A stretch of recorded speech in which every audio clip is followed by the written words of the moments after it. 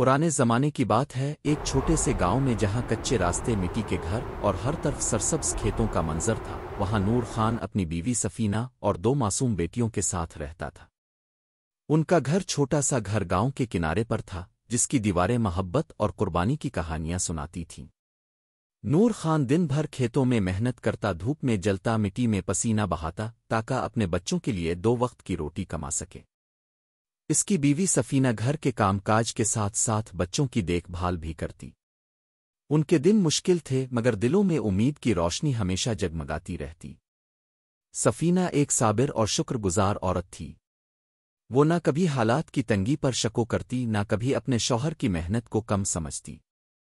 جب نور خان شام کو تھکا ہارا گھر آتا تو وہ اس کے ہاتھ دھلواتی، اسے محبت سے کھانا کھلاتی اور کہتی، نور خان، تمہاری محنت ہمارے لیے سب سے بڑی دولت ہے۔ رزق تھوڑا ہو یا زیادہ، اللہ کا شکر ادا کرنا چاہیے۔ ان کی 2 بیٹیاں تھیں، بڑی کا نام فاطمہ اور چھوٹی کا نام زینب تھا۔ دونوں لڑکیاں نہ صرف ذہین اور خوبصورت تھیں بلکہ اپنی ماں کا ہاتھ بھی بٹاتی تھیں۔ فاطمہ کھانا پکانے میں ماں کی مدد کرتی، جبکہ زینب گھر کے آنگن میں لگے پودوں کو پانی دیتی اور گاؤں کی دوسری بچیوں کو کھیل میں خوش رکھتی۔ مگر ایک دن ان کی ماں سخت بیمار ہو گئی۔ گھر میں نہ دوا کے پیسے تھے، نہ علاج کا کوئی ذریعہ۔ نور خان کا دل ٹوٹ رہا تھا، لیکن وہ ہار ماننے والوں میں سے نہیں تھا۔ وہ دن بھر مزدوری کرتا اور شام میں گھر آ کر بیٹیوں کے ساتھ مل کر گھر کے چھوٹے چھوٹے کام کرتا۔ فاطمہ اور زینب اللہ سے اپنی ماں کی صحت کے لیے دعا کرتی رہتی، مگر ان کی ننھی عمریں زیادہ بوجھ اٹھانے کے قابل نہیں تھیں۔ نور خان نے اپنی بیوی کے علاج کے لیے رشتہ داروں سے ادھار لیا، گاؤں کے حکیم سے دوائیاں منگوائیں، لیکن قسمت کو کچھ اور ہی منظور تھا۔ لاکھ کوششوں کے باوجود سفینہ کا مرض بڑھتا چلا گیا، یہاں تک کہ وہ ایک رات اپنے شوہر اور بیٹیوں کو روتا چھوڑ کر دنیا سے رخصت ہو گئی۔ نور خان کے لیے یہ صدمہ ناقابل برداشت تھا، مگر اس نے آنسو پونچھ کر اپنی بیٹیوں کے لیے خود کو مضبوط کیا۔ وہ دن بھر کام کرتا، رات میں بیٹیوں کو سینے سے لگا کر سلاتا اور اللہ سے دعا کرتا، اے اللہ، میری بیٹیوں کے نصیب اچھے کر دے، مجھے ان کا سایہ بننے کی طاقت عطا کر۔ مگر نور خان کی پریشانیاں بڑھتی گئیں۔ اسے سب سے زیادہ فکر اپنی معصوم بیٹیوں کی تھی۔ اس کے دل میں ہمیشہ یہ سوال رہتا کہ جب وہ باہر ہوتا ہے تو بچیوں کا خیال کون رکھے گا۔ گاؤں کے بزرگوں نے اسے سمجھایا کہ وہ دوسری شادی کر لے تاکہ بچیاں ماں کی محبت اور دیکھ بھال سے محروم نہ رہیں۔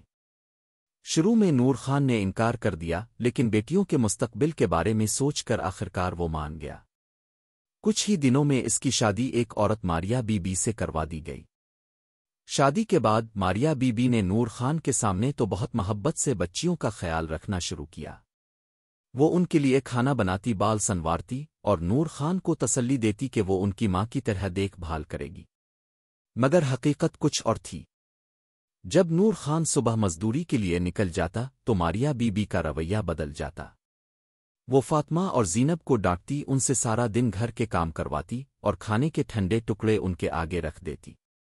اگر بچیاں تھکن بھوک کی شکایت کرتی تو وہ انہیں دھمکتی کہ اگر کسی سے کچھ کہا تو ان کے باپ کو بھی گھر سے نکال دے گی۔ بیچاری بچیاں دن بھر محنت کرتی رہتی، شام کو چپ چاپ کونے میں بیٹھ کر ایک دوسرے کا ہاتھ تھام لیتی اور آسمان کی طرف دیکھ کر دعا کرتی رہتی، اللہ، ہماری ماں تو اب نہیں رہی، مگر ہمیں کوئی راستہ دکھا دے، کوئی سہارا دے، ہمیں ہمت دے کہ ہم یہ سب سہ سکیں۔ رات کو نور خان جب گھر واپس آتا تو بچیاں اس سے کچھ نہیں کہتی، بس اس کے گلے لگ جاتیں اور روتے روتے سو جاتیں۔ نور خان یہ سمجھنے سے قاصر تھا کہ ان کے آنسو کس لیے ہیں۔ اسے لگتا تھا شاید ماں کی جدائی کا غم ابھی بھی ان کے دل میں تازہ ہے، مگر حقیقت تو اس سے کہیں زیادہ دردناک تھی، جسے جاننے میں نور خان کو ابھی وقت لگنا تھا۔ ایک دن نور خان کو ایک بڑے تاجر نے کام دیا کہ اسے اپنا مال دوسرے شہر لے جانا ہے اور وہاں سے واپسی پر مزید سامان اونٹوں پر لاد کر لانا ہے۔ تاجر نے وعدہ کیا کہ اس کام کے بدلے نور خان کو معمول سے زیادہ پیسے دیے جائیں گے۔ نور خان یہ سن کر بہت خوش ہوا۔ وہ سوچنے لگا کہ اضافی پیسوں سے وہ اپنی بیٹیوں کے لیے نئے کپڑے لے گا اور گھر کے لیے کچھ ضروری سامان خریدے گا۔ نور خان نے خوشی خوشی اپنی بیوی ماریا سے کہا، میں 2 دن کے لیے دوسرے شہر جا رہا ہوں، میرے جانے کے بعد تم بچیوں کا خیال رکھنا، انہیں بھوکا مت رہنے دینا اور ان کے ساتھ نرمی سے پیش آنا۔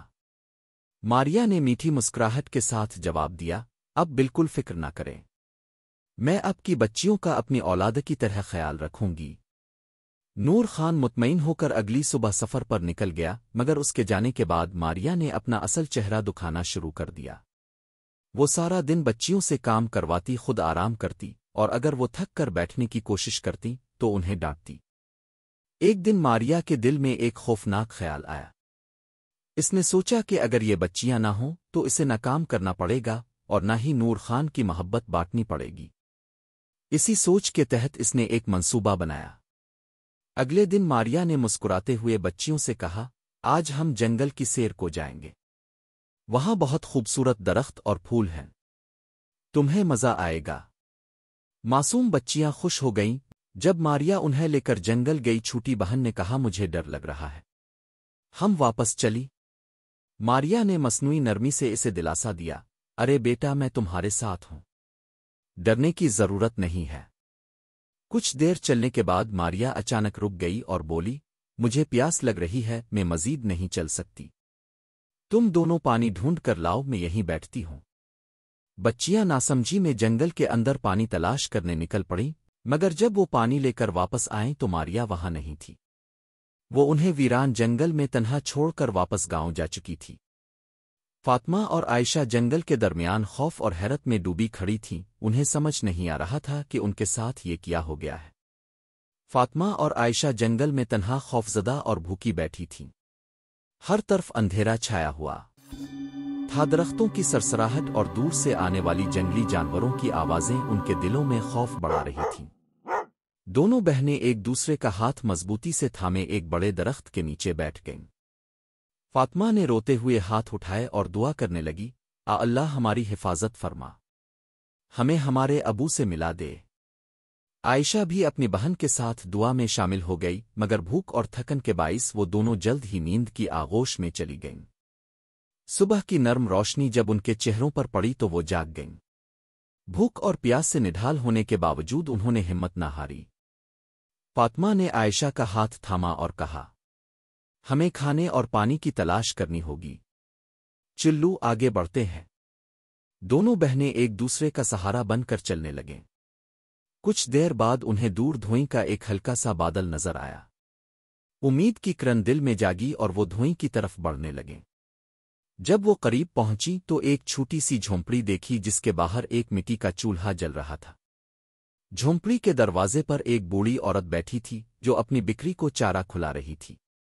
عورت نے بچیوں کو دیکھا تو حیران ہو کر بولی، ارے بچیوں، تم کون ہو اور یہاں جنگل میں کیا کر رہی ہو؟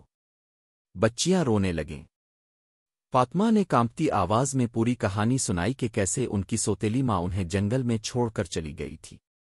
بوڑھی عورت نے پیار سے ان کے سر پر ہاتھ پھیرا اور کہا، بیٹا، اب تم دونوں فکر نہ کرو، جب تک تمہارے والد نہیں آتے تم میرے پاس رہ سکتی ہو۔ بوڑھی عورت نے ان کے لیے کھانے کو روٹی اور دودھ دیا اور پیار سے انہیں تسلی دی۔ اس کے پاس ایک بکری اور چند مرغیاں تھیں اور وہ اپنی جھونپڑی کے باہر ایک چھوٹے سے باغ میں سبزیاں اگاتی تھی۔ یہی اس کی زندگی کا واحد ذریعہ معاش تھا، لیکن اس نے بچیوں کے لیے اپنا دل کھول دیا۔ فاطمہ اور عائشہ نے اللہ کا شکر ادا کیا کہ انہیں جنگل میں فرشتہ صفت عورت مل گئی جو ان کی ماں کی طرح خیال رکھنے لگی۔ اب وہ دونوں بہنیں نئی امید کے ساتھ ہر دن کو جینے کی کوشش کرنے لگیں، مگر دل میں اپنے والد کے واپس آنے کی دعا ہمیشہ جاری رہتی تھی۔ نور خان جب اپنے گھر واپس آیا تو دل میں خوشی تھی کہ وہ بچیوں کے لیے نئے کپڑے اور گھر کے لیے کچھ ضروری چیزیں لے آیا ہے۔ لیکن جیسے ہی وہ دروازے کے اندر داخل ہوا، ماریا کا چہرہ اترا ہوا تھا۔ نور خان نے گھبرا کر پوچھا، بچیاں کہاں ہیں؟ نظر نہیں آ رہیں۔ ماریا نے جھوٹ بولتے ہوئے کہا، وہ دونوں کھیلنے کے لیے باہر گئی تھی مگر شام تک واپس نہیں آئے۔ میں نے بہت انتظار کیا مگر وہ نہیں لوٹے۔ یہ سنتے ہی نور خان کے پیروں تلے زمین نکل گئی۔ اس کا دل دھڑکنے لگا اور آنکھوں کے آگے اندھیرا چھا گیا۔ وہ تیزی سے گھر سے باہر نکلا، پاگلوں کی طرح گلی گلی کوچا کوچا اپنی بیٹیوں کو ڈھونڈنے لگا۔ وہ ہر دروازے پر دستک دیتا، ہر راہگیر سے پوچھتا، کیا آپ نے میری بچیوں کو دیکھا ہے؟ دو معصوم سی بچیاں، ایک کا نام فاطمہ ہے اور دوسری کا عائشہ۔ لوگ افسوس سے سر ہلا دیتے مگر کسی کو کچھ خبر نہ تھی۔ نور خان کا دل جیسے ٹوٹ گیا تھا۔ وہ گاؤں کے ایک ایک کونے میں گیا، مسجد میں اعلان کروایا، قریبی کھیتوں میں تلاش کیا، مگر بچیوں کا کوئی سراغ نہ ملا۔ رات کو جب وہ خالی ہاتھ تھکے ہارے گھر واپس آیا تو ماریا آرام سے بیٹھی کھانا کھا رہی تھی۔ نور خان کی آنکھوں میں آنسو تھے، اس نے غصے سے ماریا کی طرف دیکھا۔ میں نے اپنی بچیاں تمہارے بھروسے پر چھوڑی تھیں، تمہیں ان کا خیال رکھنا تھا، آخر وہ کہاں چلی گئیں؟ ماریا نے بے حسی سے کندھے جھٹک کر کہا، میں نے تو ان کا پورا دھیان رکھا، اگر وہ خود کہیں بھٹک گئیں تو اس میں میرا کیا قصور؟ نور خان کے ہاتھ کانپنے لگے، اس کے دل میں شک کی چنگاری جلنے لگی، مگر وہ اتنا ٹوٹ چکا تھا کہ اسے سمجھ ہی نہیں آ رہا تھا کہ کیا کرے۔ وہ رات بھر جاگ کر دعا کرتا رہا، اللہ سے گڑ گڑا کر معافی مانگتا رہا، اے اللہ، میں گناہگار ہوں، مگر میری بچیوں کی حفاظت فرما، انہیں کسی آفت سے بچا لے، میں ان کے بغیر مر جاؤں گا۔ نور خان کی آنکھوں سے آنسو تھمتے ہی نہیں تھے۔ اگلی صبح وہ پھر اپنی بیٹیوں کو تلاش کرنے نکل پڑا، اپنے زخمی دل کے ساتھ ہر لمحہ خود کو قصوروار سمجھتا ہوا۔ وقت گزرتا گیا مگر نور خان کی بیٹیوں کا کوئی پتہ نہ چلا۔ دن رات کی تلاش کے باوجود کوئی امید نظر نہیں آ رہی تھی۔ نور خان کی آنکھیں مسلسل رو رو کر سرخ ہو چکی تھیں اور وہ ہر گزرتے دن کے ساتھ کمزور ہوتا جا رہا تھا۔ گاؤں والوں نے بھی اپنی سی کوشش کی مگر سب بے سود رہا۔ دوسری طرف جنگل میں فاطمہ اور عائشہ نے اپنے آپ کو حالات کے مطابق ڈھالنا شروع کر دیا تھا۔ وہ دونوں اب بوڑھی عورت کے ساتھ خوش تھیں، جس نے نہ صرف انہیں پناہ دی تھی بلکہ زندگی گزارنے کے طور طریقے بھی سکھائے تھے۔ بوڑھی عورت نے ان دونوں کو کھیتی باڑی کرنا سکھایا، چکی پر آٹا پیسنے کا ہنر دیا اور بتایا کہ کس طرح جنگل کے پھل اور سبزیاں اکٹھی کر کے کھائی جا سکتی ہے۔ فاطمہ اور عائشہ نے بھی دل لگا کر کام کرنا شروع کر دیا تھا۔ دن بھر وہ سبزیوں کی دیکھ بھال کرتی، جانوروں کو چارہ ڈالتی اور گھر کے کاموں میں بڑھ چڑھ کر حصہ لیتی۔ شروع میں انہیں بہت یاد آتا تھا کہ ان کے والد کہاں ہوں گے، وہ کس حال میں ہوں گے، مگر بوڑھی عورت کی شفقت اور محنت نے ان کے دلوں کو کچھ حد تک سکون بخشا۔ فاطمہ بڑی ہونے کے ناطے عائشہ کا خاص خیال رکھتی، جبکہ عائشہ اپنی معصوم باتوں سے سب کے چہروں پر مسکراہٹ بکھیر دیتی۔ رات کو جب جنگل میں ہر طرف اندھیرا چھا جاتا تو دونوں بہنیں ایک دوسرے کا ہاتھ تھام کر دعائیں کرتیں، اے اللہ، ہمارے بابا کو سلامت رکھنا، ہمیں واپس گھر لے جانا۔ بوڑھی عورت بھی ان کے ساتھ دعا میں شریک ہوتی اور کہتی، اللہ سب دیکھ رہا ہے، وہ تمہاری حفاظت کر رہا ہے، صبر کرو، وہ تمہیں تمہارے والد سے ضرور ملوائے گا۔ یوں مہینے گزرتے گئے اور دونوں بہنوں نے جنگل کو ہی اپنا گھر سمجھ لیا۔ یوں وقت گزرتا گیا اور بچیاں جنگل میں خوشحال زندگی گزارنے لگیں، مگر قسمت کو شاید کچھ اور ہی منظور تھا، کیونکہ ایک دن ایسا واقعہ پیش آیا جس نے ان کی زندگی ہمیشہ کے لیے بدل دی۔ دوسری طرف نور خان کی زندگی غم اور اداسی میں ڈوب چکی تھی۔ غصے اور غم کی شدت میں اس نے اپنی بیوی ماریا بی بی کو الزام دیا کہ اس کی لاپرواہی کی وجہ سے ان کی بیٹیاں کھو گئی ہیں۔ جذبات کے طوفان میں بہک کر نور خان نے ماریا کو غصے میں گھر سے نکال دیا۔ ماریا بی بی بھی دل شکستہ ہو کر گاؤں چھوڑ کر چلی گئی اور نور خان کا گھر سنسان ہو گیا۔ اب وہ اکیلا رہتا تھا، ہر دن اپنی بیٹیوں کو یاد کرتا، ان کی ہنسی کی آوازیں گونجتی محسوس کرتا اور راتوں کو نیند نہ آنے پر آنکھوں میں آنسو لیے اللہ کے حضور دعا کرتا کہ وہ جہاں کہیں بھی ہوں، سلامت اور خوش رہیں۔ اور وہ امید کے سہارے جیتا رہا، اس یقین کے ساتھ کہ ایک دن شاید قسمت مہربان ہو جائے اور وہ اپنی بیٹیوں کو گلے لگا سکے۔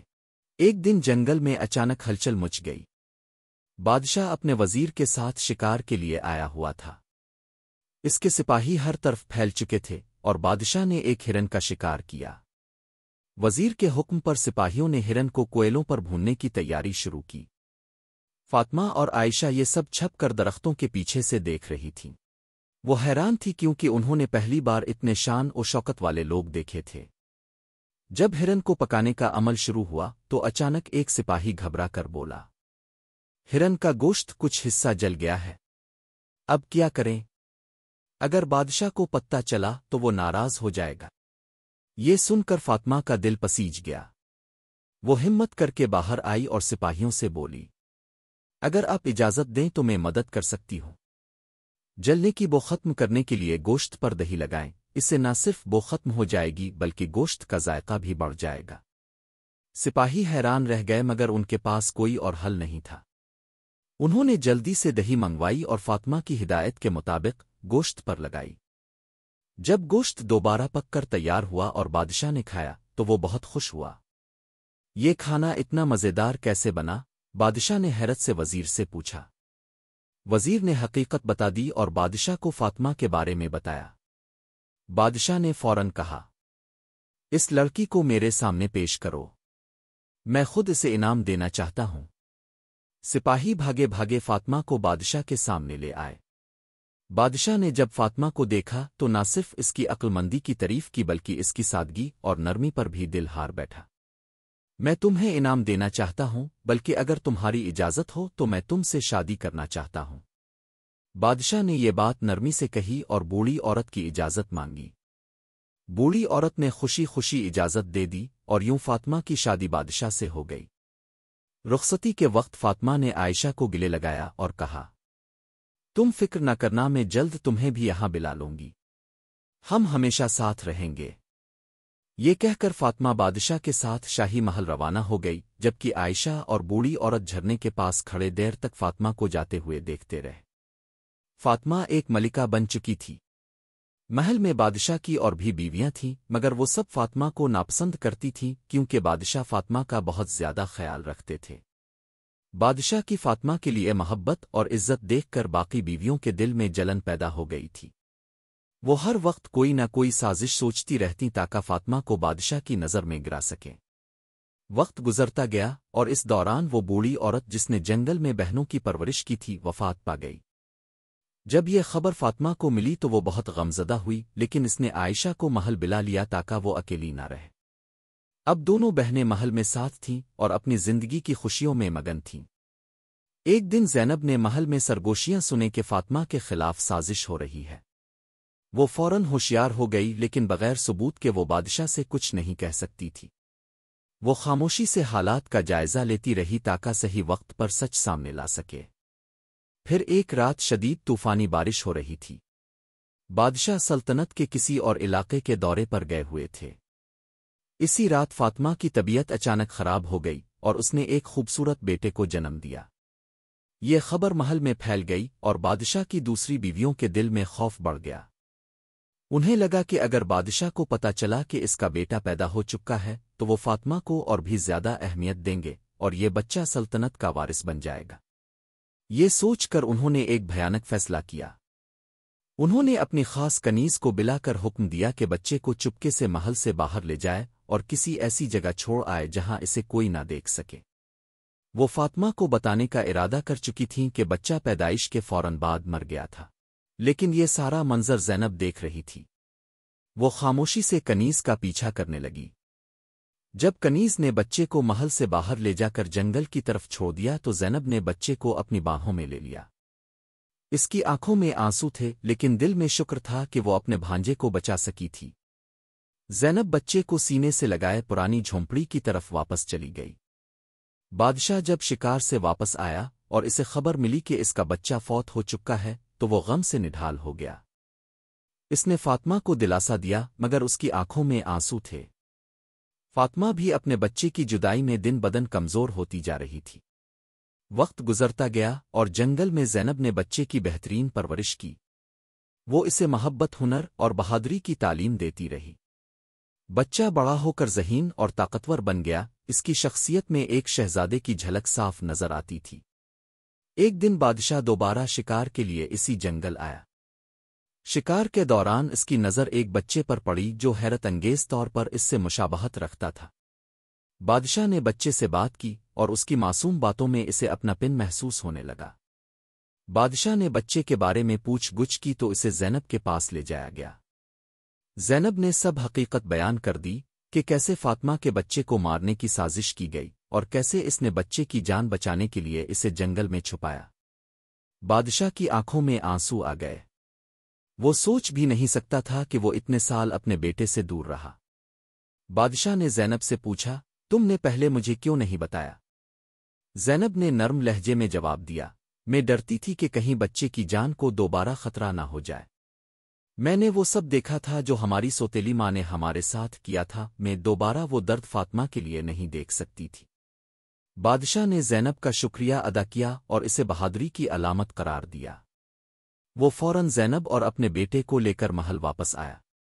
محل پہنچ کر بادشاہ نے فاطمہ کو خوشخبری دی۔ جب فاطمہ نے اپنے بیٹے کو زندہ سلامت دیکھا تو وہ خوشی کے مارے رونے لگی اور فوراً اسے گلے لگا لیا۔ بادشاہ نے فوراً سازش کرنے والی بیویوں کو قید میں ڈال دیا اور اعلان کیا کہ اس کا حقیقی وارث وہی بچہ ہوگا جسے زینب نے بچایا تھا۔ بادشاہ نے زینب کے والد کو بھی تلاش کر کے محل بلا لیا اور یوں برسوں بعد پوری فیملی دوبارہ ایک ہو گئی۔ فاطمہ، عائشہ، بچہ اور ان کے والد سب مل کر محل میں خوشحال زندگی گزارنے لگے۔ دوستوں، یہ کہانی ہمیں سکھاتی ہے کہ سچائی اور قربانی کی طاقت ہمیشہ برائی پر غالب آتی ہے۔ مشکل حالات میں بھی حوصلہ اور ہمت نہ چھوڑنا کامیابی کی کنجی ہے۔ خاندان کی محبت اور آپس کا اعتماد ہر رشتے کو مضبوط بناتا ہے۔ جو لوگ دوسروں کے لیے اچھا کرتے ہیں، قدرت انہیں بہترین انعام دیتی ہے۔ بردباری اور صبر کے ساتھ ہر آزمائش کا سامنا کیا جائے تو راستے آسان ہو جاتے ہیں۔ سازشیں وقتی طور پر نقصان پہنچا سکتی ہیں، مگر آخرکار حق کی جیت ہوتی ہے۔ آخر میں اللہ پر بھروسہ رکھنا ہمیں سکون دیتا ہے۔ دوستوں، اگر ہماری کہانی نے آپ کے دل کو چھو لیا ہے تو براہ کرم ہمارے چینل کو لائک کریں، سبسکرائب کریں اور اپنی قیمتی رائے کمنٹس میں ضرور دیں۔ آپ کی محبت اور حمایت ہی ہماری طاقت ہے۔ شکریہ۔